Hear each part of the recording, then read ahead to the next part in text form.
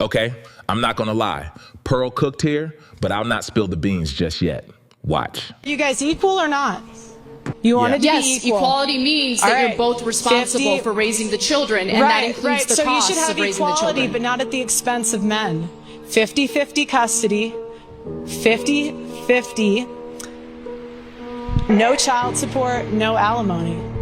That's equality. You don't want Alimony equality. makes sense if the woman was a stay-at-home mother and doesn't have a source of income. How else would she take care of the kids following a divorce? By getting a job just like the men. We really do need to have an honest conversation about what modern feminism is doing to relationships and the family. You want equality? Fine, but don't you dare call it patriarchy when it slightly inconveniences you.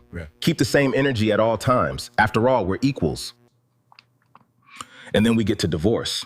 There are men who look at what can happen financially and with custody after a failed marriage. You cannot redesign marriage so that men retain all the traditional responsibilities, provide, protect, sacrifice, finance the household, while simultaneously telling women they owe the relationship nothing because I am an independent woman. Something has to give. And here's what people aren't thinking about. If men increasingly conclude that marriage is a bad deal, men will marry less, fewer stabilities are formed, and when families become weaker, children ultimately pay the price. Now, before you start shouting misogyny, women deserve their rights and protection. But feminism cannot just demand equality in power and benefits and then conveniently switch back to traditional gender roles once responsibility shows up. The family doesn't need men and women fighting one another.